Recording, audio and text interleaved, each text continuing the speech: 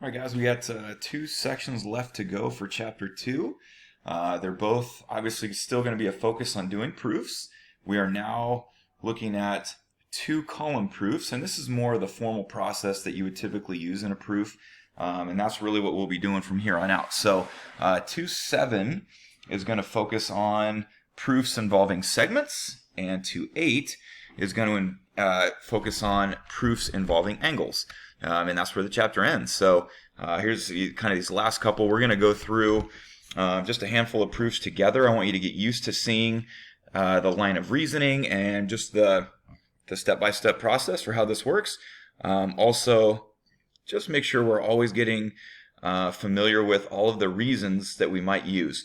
You will find that we often use a lot of the same reasons. So you'll start recognizing a lot of the same ones come up pretty often here. So let's just start going through the one that they've already completed, and then we're going to be going through a couple fill in the blank proofs together. So here we go. Remember, as far as organizing a proof, the order of the process here. Your proof will always start with the given information, right? So that's something that's been given to us. And it will always end with whatever it is you're trying to prove. So the first line of your proof should always be your given information. The last line of your proof should always be whatever it is you're trying to prove. And the reason for the given information that we always use is simply given. Okay, and so that's it. That's all we're going to use for that. Once in a while, when the book is doing proofs, they will not use all of the given information right away. Sometimes they will use like part of it and then get something out of that given information, and then they'll use the rest of the given and get something from that statement. You don't have to do it that way. That's not like a rule. As proofs can sometimes go in slightly different orders, just as long as you're still doing a proper line of reasoning. Then it is okay to sometimes do things in a bit of a different order. The one thing that you just have to make sure of is whatever you say, like when they use definition of midpoint, it's got to follow something from what a previous statement gave them. So like you couldn't switch those two things because they got their statement for number 4 from their statement for number 3. So you could not switch the order of those.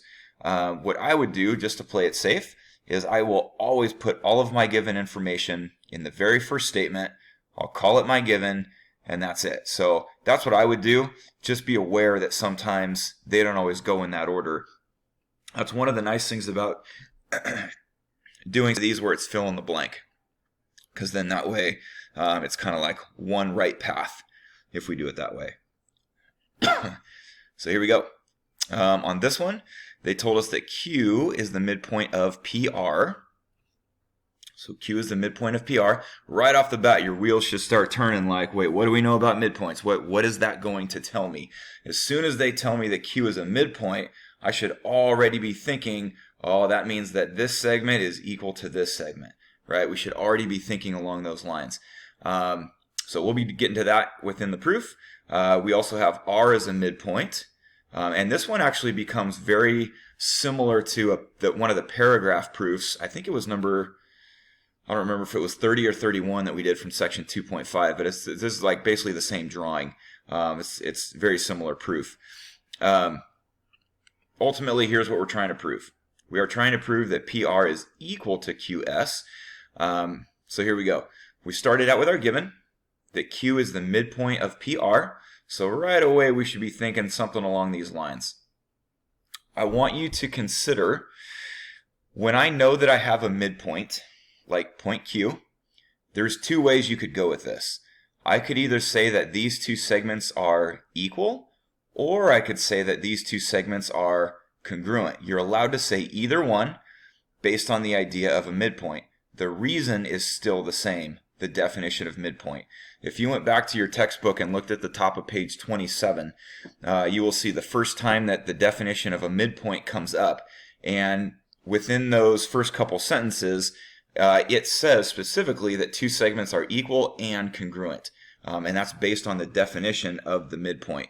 I know later on in the book, I think it was I want to say it's page 129, where they have the midpoint theorem, and that says that two segments are congruent. So, to play it safe, let's not confuse things and add extra reasons. Just if you always use the definition of the midpoint, this alone will allow you to say that two segments are equal or they're congruent. The midpoint theorem only says that they're congruent. So again, just to be safe, I'm always going to stick with the definition of midpoint. So that allows us to say that this was true. Guys, when you start doing stuff in your proof, let's start marking it on your diagram. Right? So PQ is congruent to QR. It's a great visual of what you're saying within your statements here. So where did they go from there? They used the other piece of the given information right here in statement number 3. So that was given. And then they took the same process that they did on this one. So they were given a midpoint. That gave them two equal segments.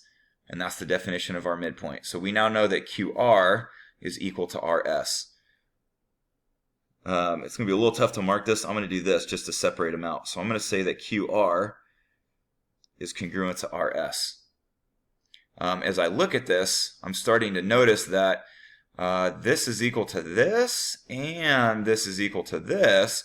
So already I'm starting to notice something that's going to have to be true about those two segments. So if you look at the next line of our proof, so here's where we left off with our definition of midpoints. What they did in step 5 was they took this equation and they added the same thing to both sides of this equation. What they did was, and this is something I sort of disagreed with a little bit, because you remember you're allowed to add the same thing to both sides of an equation. In my mind, they sort of skipped a step on this, but just take a look at what they did. So I have QR equals RS. So QR equals RS. That's this equation. And what they did was they said, let's add the same thing to both sides of the equation. That's our addition property of equality, right? When you add the same thing to both sides of the equation, they really should be the same thing. I know up above, so you can see that they added PQ and QR. We already know that those are equal. So what they were thinking is we can add this to both sides of the equation, and that's still a safe way to go because we've already said that they're equal. So voila, we're adding the same thing to both sides of the equation. So we can do that. I personally would have said, I would have put a PQ here and a PQ here and called that my addition property. And then I would have subbed in the QR for PQ. I think we could have taken one more proper step here. But anyway, this is what we have. And so from here, they went to another line and they said, what else do we know? Well, look at what we talked about right here, right? We said that if these two segments are both congruent to QR, well, then they must be congruent to each other, right? They're equal to each other. So that's our transitive property. It always comes from something that you've already said in the proof. So if you notice this line right here and this line right here, we said that PQ and RS are both congruent or both equal to QR. So because they're both equal to QR, then they must be equal to each other. And so that's where we're saying PQ is equal to RS. That's our transitive property. And we got this statement right here. Notice our goal here. This is what I'm trying to prove. I'm trying to prove PR, right? And so far, all we've talked about in this proof are these little segments. PQ, QR, RS. We need the bigger segments so I can get to PR equaling QS, right? So I need to get that this segment, PR, is equal to QS. So they said, well, let's do a little substitution here, segment addition postulate, where if I look at PR, what do we know about PR? This is our segment addition. I know that this segment plus this segment equals PR. And so that's what they said right here. They took the same step for the big segment of QS. And they said, well, QS comes from adding QR plus RS. If I add those two little segments, I get the big one, QS. And so right there, they used our segment addition postulate. Guys, one thing you are allowed to do is you're allowed to put multiple statements on the same line as long as they're the same reason. And that's what they did here. So here's our final step. From here to here, they decided to use some substitution to get this final statement. They really didn't make this very clear because they did multiple steps of substitution to get this, and they didn't really show you all the steps. So let me see if I can clarify it. Remember, this is the goal. PR equals QS. PR, this guy, equals QS. I want to get those guys to equal each other, which means I want this stuff to be the same. So what they did was they said, well, if PQ equals RS, then let's sub in that RS right here for PQ. So they took this guy, they subbed it in for PQ. So now this would read RS plus QR, just like this one, RS plus QR equals this guy. So I now have these two things being the same, which means now they're saying, oh, well, if RS plus QR is PR, then let's replace RS plus QR with PR. And so they subbed this in for this guy in order to get that final statement. Really unclear. This was by far not my favorite proof, if you can't already tell, because I think they should have definitely made some of their steps much more clear. This is a long proof, so don't freak out too much. We wouldn't typically do 8-step proofs. We're still getting used to these. They will not be this tough. So let's go through a couple that are a little friendlier. I just wanted you to see some of the common reasons that they're using up above. So let's see if we can fill out a couple of our own. So one thing you're never allowed to get wrong on your test is the very first reason. What will you always use for your very first reason? You're given, right? So here's what we've been given. BC equals DE. That is our given.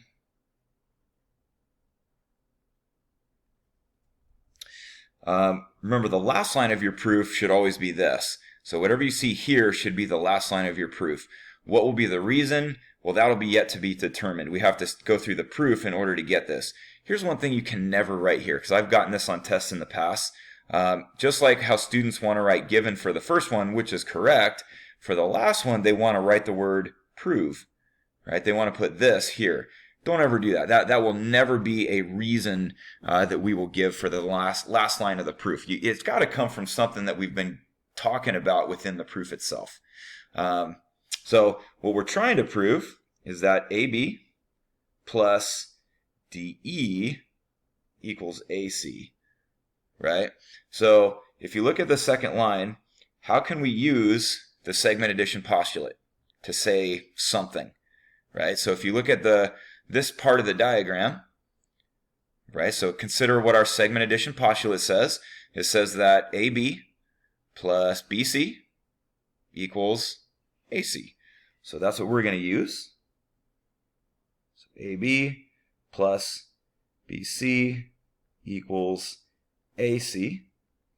So they were guiding us into this statement.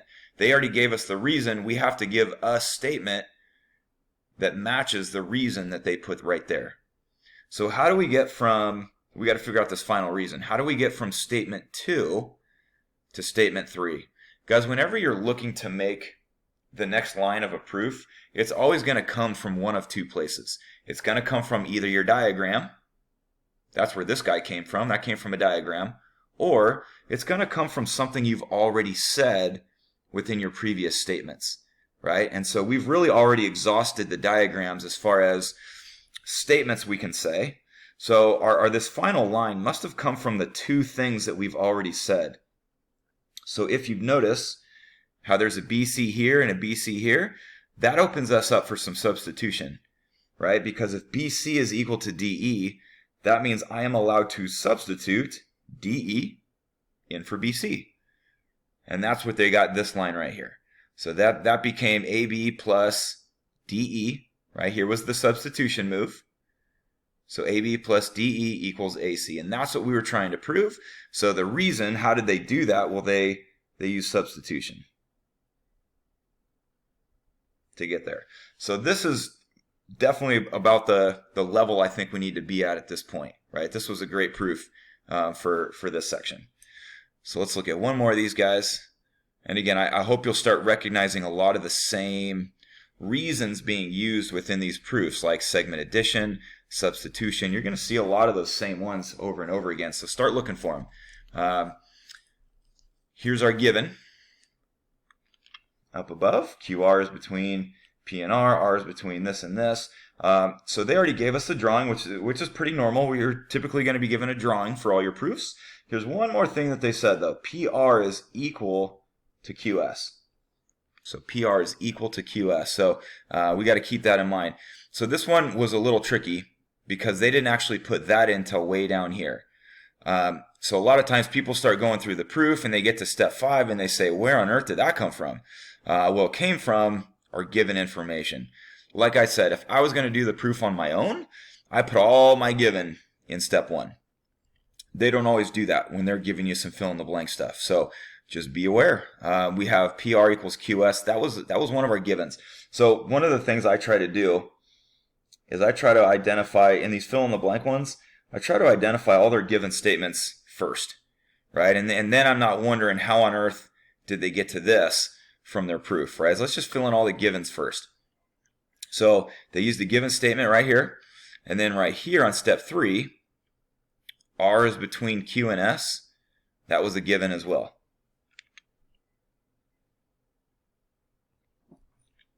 All right. So where did they come with step 2? If you look at the diagram, PQ plus QR equals PR, right? That's our classic segment addition postulate. So we're going to write segment addition. All right. So, and again, like I said, we're going to see a lot of the same reasons come up, so you get familiar with them. So we use our segment addition. Here's more of the given information. So how can I use the segment addition postulate again based on this line that I see right here? Well, if R is between Q and S, right, so here's that segment. So we can say that QR plus RS equals the big guy, QS, right? So QR plus RS equals QS. That's our segment addition postulate. So we got all these equations going on up here. So where did they get that one right there? It's got to come from something we've already said, right? Because we've pretty much exhausted the diagram for those kinds of things. So let's look back at where they could have made a move to come up with that equation. So if you look at this statement right here, so we know that PR is equal to PQ plus QR. So they said, let's take PQ plus QR and sub it in for PR to get the left side of the equation. And then they said, well, what about QS? We know that QS is equal to QR plus RS. So let's take this information and sub it in for QS. And that's where they got the right side of the equation. So what's our reason for what they just did? Well, that would be substitution, right? They are substituting this information in for PR, and they substituted this information in for QS, and that's where this equation came from. So that's our substitution property. So going down to this one. So here's where they're finally showing some proper steps. And this is what I felt like they could have done better in the initial proof that they did. Here's something that's much more clear as to what they're doing. They took this equation. So if you see this, notice how this equation has QR on both sides of it. So they said, well, let's just subtract QR from both sides of the equation. And so they are showing that step of subtracting QR from both sides of the equation. So anytime you're doing one of those basic algebra operations to both sides of the equation, then that is our subtraction property of equality.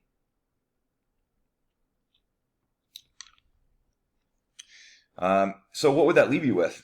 So if I took this equation and I took away QR from both sides, what would you be left with? You would be left with PQ on the left side and RS on the other side. And lo and behold, that's what we were trying to prove. So that's where they got this, and they gave you that reason of substitution. This goes back to what I said in, I think it was my lesson for 2.5. I'm not a big fan of their use of the word substitution. I would not have put that there. If I'm just going to simplify, right, that's all they did, was they said, well, QR minus QR is nothing. QR minus QR is nothing. Here's all I was left with. I would have just said simplify. Or I could have said I am combining like terms. So I'm a much bigger fan of those two reasons instead of that use of substitution. This was a proper use of substitution. This to me is much different for what they're doing. They're just simplifying here. So I prefer the word simplify, or you could say combine like terms. If you use substitution, I'll take it because that's what the book uses. But like I said, I really don't feel that's the proper use of the word substitution. Alrighty. I'm going to quickly go through this idea right here, simply because I want to, again, just expose you to some of the very common reasons that they're going to use. We're back to some of our properties that we already looked at in 2.5. We have reflexive, symmetric, and transitive properties. They're bringing them up in this because when you saw them earlier, they were properties of equality. They were equal statements, like AB equals AB. Well, now they're calling them properties of congruence. They're really the same. So if we were really going to get super picky on these, we would say things like, well, if you ever make a statement like this and you use a congruence symbol, you would have to say reflexive property of congruence. If you have an equal sign, you would have to say reflexive property of equality for something like that. But really, when we're doing these things, and you'll see even the book does this, they just say reflexive property or symmetric property, and that sort of covers whether this is equals or congruence. What I wanted to point out in this is there may be times where you have to go back and forth from congruence to equals. And anytime you switch either direction, whether you're going from congruence to equals or from equals to congruence, the reason is simply definition of congruence. That's the reason that allows you to switch back and forth from equals to congruence or congruence to equals, right? So it goes both ways. For this guy, the reason it was necessary for them to change from congruence to equals was because they were given congruent segments. But down in their proof, they have to add stuff, right? So if I'm going to start using algebraic properties and I'm going to have to start adding things to both sides of my equal sign, to both sides of my equation, well, if it's an equation, right, I'm going to have to add things, then it's got to be an equal sign. And so they said, man, we were given congruent statements, but we need equals so that we can start using some of our algebraic properties down here. So they said, let's switch it to an equal sign. So that's what they did from 1 to 2 and from 3 to 4, so that they could start using equations and algebraic properties in order to do stuff like that, right? So they couldn't use the addition property of equality if it wasn't an equal sign, right? So they had to turn things into equal statements in order to use an algebraic property. So that's why they had to switch from congruence to equals. And so that was just sort of the step that came up in there that I wanted to point out. Let's do one of our own. We're going to finish on this one. So before we fill in that last proof, let's just look at 1, 2, and 3 here real quick. Just using some of the rules from up above. If you ever see the switch from DE is congruent to GF, and then they flip it around to GF is congruent to DE. So if you just switch the order, right, if you notice our property from up above, that is our symmetric property. And that's when we'll actually end up using a ton in chapter 3. So it's really important that you sort of get used to the 3 properties in this section, because they come up a ton next chapter especially. If you look right here, so if AB is congruent to RS, RS is congruent to WI, then what must be true, right? And this is something we've already talked quite a bit about. If these two segments are congruent to the same thing, then they must be congruent to each other, right? And that's what allows us to say AB is congruent to WY.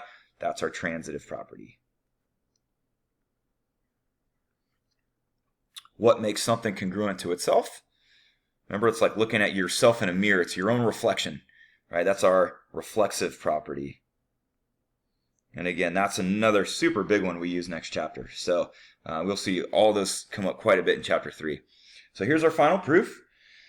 You already know what to start with, right? First line of any proof is to take the given information, put it here. The reason is always given. That's what was given to us. So where do we go from there? So how did they switch from congruence to equals? So they went from PR is congruent to QS to PR is equal to QS. So what we just talked about up above, the reason we always use for that is simply the definition of congruence. Right, that's our switch. So why did they do that? Why did they switch from congruence to equals? Well, it's because they knew they were going to start working with equations, right? And so I need things to be apples to apples. So if I'm going to start working with equations, I don't want congruent statements, I want equal statements, right? And that's why they took that step, is they saw what's coming. They're like, ooh, we're going to have some segment addition postulate coming up, right? Segment addition, we're adding. So that involves an equation, which means I need to be working with equal statements.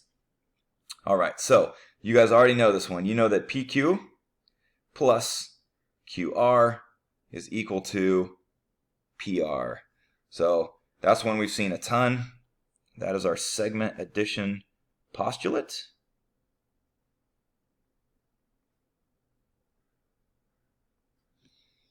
And now they're saying in step 4, they're saying, well, let's use segment addition postulate again. What else could we say? So we just came up with the statements for PR. Well, what about from Q to S? Can we say that QR plus RS equals QS? So let's do that one. That's segment addition. We saw that one on the first half of the video. Something very similar to this one.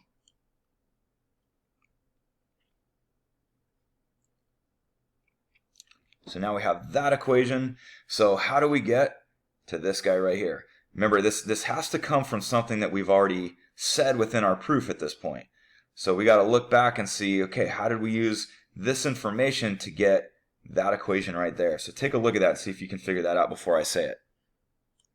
So take a look at our second statement. We have PR is equal to QS. Notice these guys, PR and QS. Right, so here's where they're going to do a little substitution. So they're going to say, let's take that equation and sub out PR for what PR is equal to. So we know we're going to replace PR with PQ plus QR. So that's the left side of the equation. Right, that was for him. What about for QS? They said, well, let's replace QS with what QS equals, right? QS is equal to QR plus RS. And so they did another step of substitution right there in order to get that equation. So if you look at this equation, what do you notice? What do they have? What does both sides have in common? They both have a QR, right? So at this point, we need to get rid of the QR so that all I have left is PQ and RS. Okay, so here's where, and you may have noticed this if you've been paying close attention, the book uses a little bit of some inconsistencies. On the previous proof, they actually showed this step, right? They physically showed subtracting QR from both sides. Well, they didn't do that on this one. They sort of jumped to the end and said, if I'm going to subtract QR from both sides, what are we left with? I'm left with PQ equaling RS. Right? And they said, they didn't actually show the work. They just said, here's obviously what we're doing. We're subtracting QR from both sides. And this is what I'm left with. And that's using the subtraction property of equality because we subtracted the same item from both sides of the equation. So here's what it looks like. So, guys, like I said, sometimes the book is going to be a little inconsistent in some of its processes, but we're going to start recognizing at least what they must have done from here to here, right, in order to get that next step. Last line, remember the last line should always be this, right, whatever it is I'm trying to prove. So we're going to go from PQ equals RS to PQ is congruent to RS. So we're just switching from equals to congruence, which is the definition of congruence. And you guys saw the way I abbreviate that. I always write it this way, definition of congruence. So that's it for 2.7. Again, my main thing that I'm hoping to get across in this lesson is simply just start looking for a lot of the common reasons that they're often using, right? Just to get familiar with a lot of the same things that we're seeing again and again in proofs, so we start recognizing them when they come up.